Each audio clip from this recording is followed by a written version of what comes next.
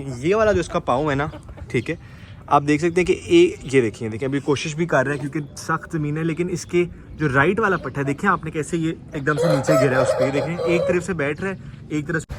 अस्सलाम वालेकुम खूबसूरत लोगों, अब आज का ब्लॉग थोड़ा डिफरेंट होने वाला है क्योंकि अब फर्स्ट टाइम हमने अपना ब्लॉग का लिंक जो है वो अपनी प्रोफाइल में दी है और आज का ब्लॉग हम चिंटू पे बना रहे हैं। किससे बना रहे हैं?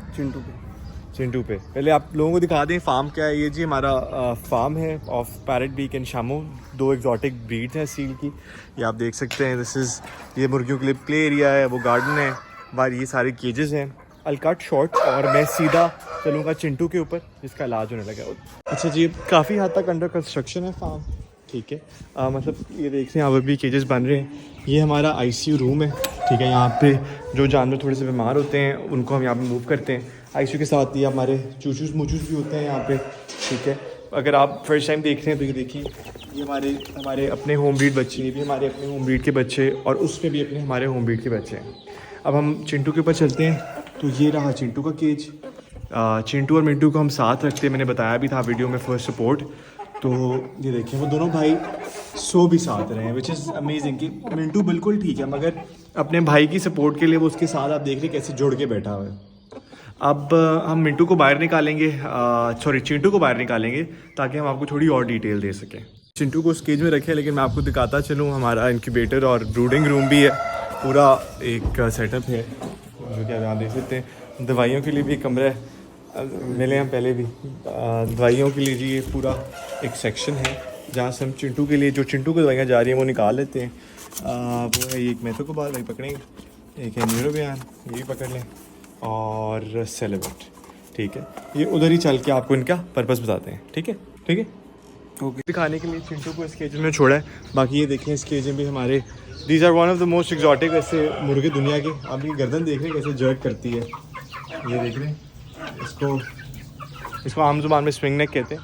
खैर कम टू द पॉइंट। अब आप पहले देख सकते हैं कि चिंटू कोशिश कर रहा है, ठीक है। He tries to move around.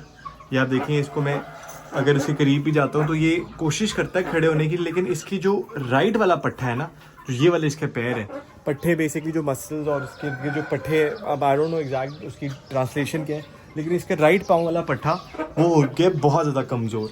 ये यूजुअली जो सबसे कॉमन बीमारी मुर्गों में आती है वो रानीखेत होती है, जिसकी वजह से इनके अंदर ये मसला आता है। मगर चिंटू को रानीखेत नहीं है, चिंटू को बस मिनरल्स और विटामिन की कमी की वजह से उसका ये हाल हुआ है। तो आप देख लें कि ये जानवर बहुत बीमार नहीं है, लेकिन ये कोशिश भी कर रहा है, लेकिन चल नहीं पा रहा, ठीक है। अब आपको बताते हैं इसको हम दवाइयाँ कौन कौन सी दे रहे हैं जो सीरियस स्टीरॉइड्स हैं। ये सारी दवाइयाँ सेलेवेट है, ठीक है। सेलेवेट के अंदर जो है आपको मैं दिखाता चलूँ, इसके जो मेन कॉम्पोनेंट्स होते हैं वो क्या है। मेन कॉम्पोनेंट्स में इसके विटामिन है, विटामिन E, विटामिन B और विटामिन B, ठीक है। सेम ये विटामिन B1, विटामिन B6 और मेथिकोबाल में भी जो है सबसे इम्पॉर्टेंट इंग्रेडिएंट जो हम यूज़ कर रहे हैं वो ये मेकोबरम, इसका अपना जो फार्मूला है, ठीक है। अब इसकी 1 cc इसका और ये भी, ये तीनों इसका इन दोनों के टीके लगते हैं और ये इसको हम ओरली 1 cc पिलाते हैं। अब ये 3 चीज़ों का पिलाने का मकसद ये कि जो विटामिन और मिनरल्स की डेफिशिएंसी चिंटू में पैदा हो गई है वो ख़त्म हो गई है। मगर इसके साथ साथ आपको बात बताता चलूँ कि ये मसला ऐसा है कि इसका हल फ़ौरन नहीं हो सकता। अब वजह क्या है उसकी?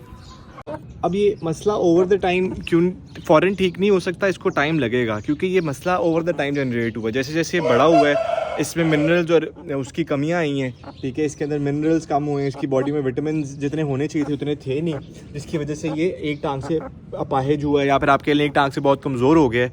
और इसका हल भी आहिस्ता आहिस्ता ही है, ठीक है। इसको हम एक्सपेक्ट कर रहे हैं कम से कम 2 से 3 महीने लग जाएंगे ठीक होते होते। ऐसे ही क्यूटू ऐसे ही है ना।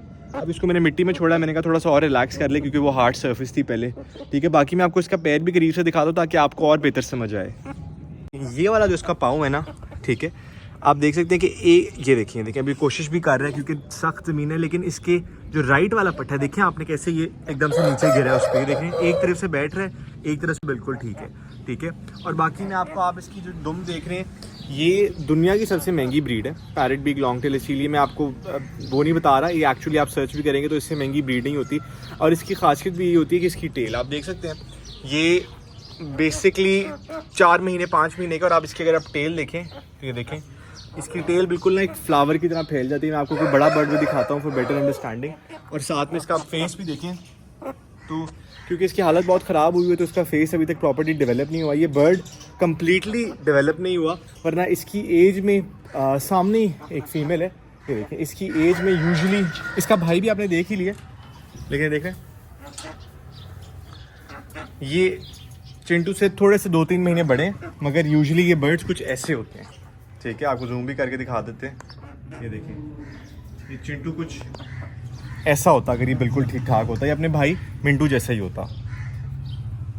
ये आपको दिखा देते हैं, देखिए थोड़ी थोड़ी एफर्ट करते हैं इसको। अगर आप कोशिश करें ना, थोड़ा सहारा देने की कोशिश करें तो ये देखें ये थोड़ी थोड़ी कोशिश कर रहे हैं और इंशाल्लाह और ही बेहतर होगा। अभी इसको वापस छोड़ देते हैं, ठीक है, क्योंकि ठंड होती जा रही है। वो देखें खाने की कोशिश कर रहा है बाहर।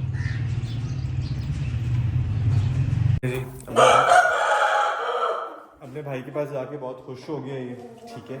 और आपको अगर आप पहले नहीं आए मेरे चैनल पे, क्योंकि मुझे उम्मीद है कि लोग आएंगे चैनल पे वीडियो देखने के लिए, तो मैं आपको दिखाता चलूँ कि चिंटू अगर फुल बड़ा हो जाएगा तो कैसा दिखेगा।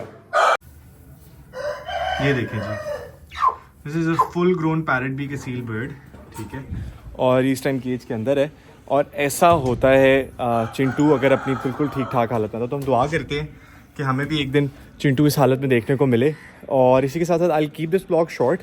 अब आप समझ के होंगे कि हमारा पोल्ट्री का काम है, ये हमारा फार्म है, हम 5 पार्टनर्स हैं। मैं पहले भी ब्लॉगिंग करता आ रहा हूँ, मगर अब से I am started to promote it ताकि आई कैन हेल्प। और मेरा रोज़ का ब्लॉग का मकसद भी होगा कि अगर आप पोल्ट्री लवर हैं या आप इवन बर्ड लवर हैं तो आपको रोज़ मैं कोई ना कोई ऐसी चीज़ बताऊँ ब्लॉग में जिसमें आपको कोई फ़ायदा हो, ठीक है। तो this is gonna be a completely pet vlogging channel. और if you like my video do subscribe and अल्लाह हाफ़िज़।